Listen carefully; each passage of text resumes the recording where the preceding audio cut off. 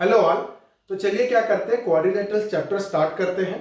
आज जो थ्योरम, जो पहला वाला थ्योरम है उसको समझेंगे और अपनी अंडरस्टैंडिंग उस पर क्लियर करेंगे। ध्यान दीजिए, जो कोऑर्डिनेटर्स चैप्टर है वो स्टार्टिंग से मैं पूरा कवर अप करूंगा एंड तक। तो काइंडली क्या है, सारे वीडियोस एक एक करके देखिए तो आप क्या हो जाएगा, बहुत स्ट्रांग हो जाओगे। प्लस ये जो कॉन्सेप्ट हम लोग गेन कर रहे हैं 9th क्लास में, ये 10th में बहुत ही काम आने वाले हैं और आपकी अंडरस्टैंडिंग इस पर बहुत ही अच्छी रहनी चाहिए। ठीक है, तो क्वेश्चन क्या दिया हुआ है देखिए।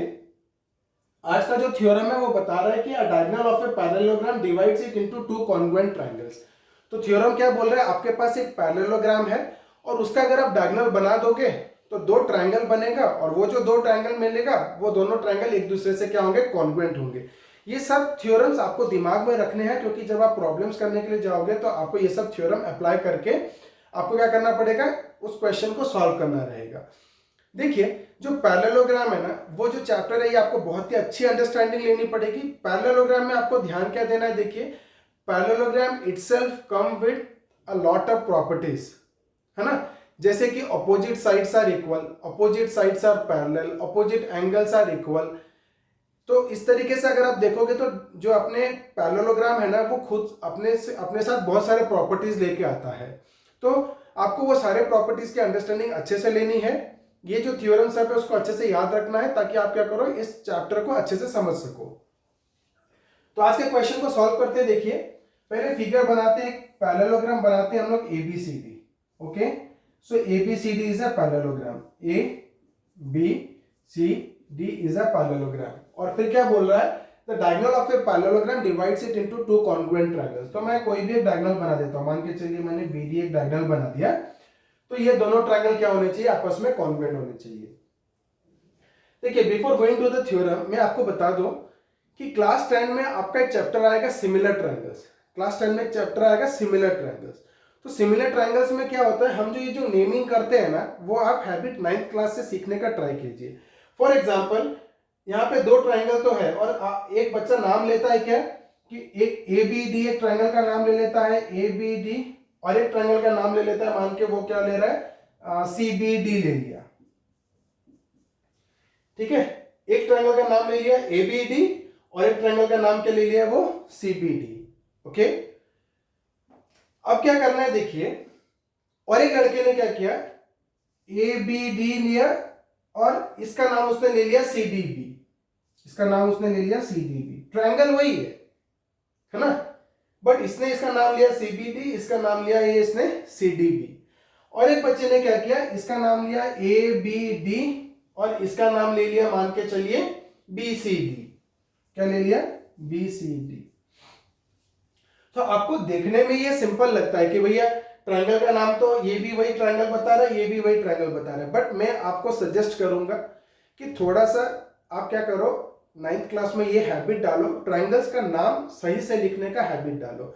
देखिए, अगर यहाँ पे ये बोल रहा है कि ट्रायंगल कॉन्ग्रुएंट है, ये दोनों ट्रायंगल कॉन्ग्रुएंट है, तो ध्यान दीजिए हमको पता है ए किससे बराबर रहता है, सी से। एंगल पैरेललोग्राम में angles, opposite angles are equal. तो जहां पर आप ए लिखोगे ना, उसके अपोजिट में क्या आना चाहिए, सी। तो ए लिखे तो क्या आना चाहिए, सी।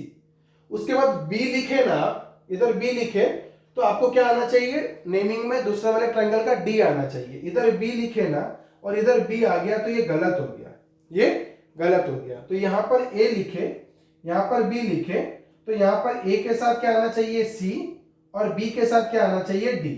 बी के साथ क्या आना चाहिए, डी, और लास्ट वाला जो बच रहा है वो लिख दीजिए। ठीक है ना, यहाँ पे भी क्या है, डी के साथ क्या आ रहा है, बी। लास्ट वाला जो बच रहा है आप वो लिख सकते हो। तो ये जो जिस बच्चे ने ऐसा लिखा, वो सिमिलर ट्रायंगल्स जब क्लास 10 में आप जाओगे तो वो बहुत हेल्प करेगा और अंडरस्टैंडिंग भी आपकी क्लियर होती है। ठीक है, तो हम क्या करेंगे, ट्रायंगल्स के नेमिंग पे भी हम ध्यान देंगे। ठीक है, जो कॉन्वेंसी है या जो सिमेट्री है वो हम मेंटेन करेंगे। ओके, तो चलते हैं क्वेश्चन में। तो हमको गिवन क्या दे दिया, देखिए गिवन दे दिया ABCD is a parallelogram, ABCD is a parallelogram, और हमको पता है parallelogram comes with a lot of properties.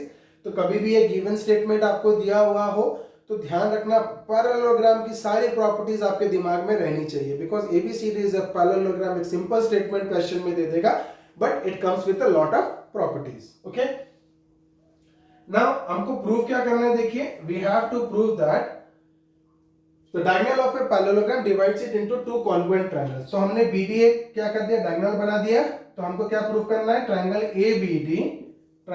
ABD is congruent to triangle, क्या नाम लेंगे हम लोग, CDB. ओके, तो हम लोग चलते हैं किसमें, प्रूफ में। तो प्रूफ बहुत ही सिंपल है, देखिए हमको पता है opposite sides of a parallelogram are equal, तो AB किससे बराबर हो जाएगा, CD से, AD किससे बराबर हो जाएगा, BC से, और BD is equal to BD क्या हो जाएगा, common, BD is equal to BD क्या हो जाएगा, कॉमन। तो क्या दे दिया, in triangle ABD and triangle CDB हमको क्या दे दिया, AB is equal to CD, AB is equal to CD and AD is equal to BC, इसका AD is equal to BC। तो देखिए AD is equal to BC, तो देखिए जब आप नेमिंग करेक्ट लिखते हो ना तो आपको यहां मिलते जाता है, देखो ABCD, AD BC। ओके, तो AB is equal to CD, AD is equal to BC, तो हम यहाँ क्या लिखेंगे, because opposite sides of a parallelogram are equal, opposite sides of a parallelogram are equal, और हमारा BD is equal to BD क्या हो गया, कॉमन हो गया, BD is equal to BD क्या हो गया, कॉमन साइड, क्या हो गया हमारा, कॉमन साइड।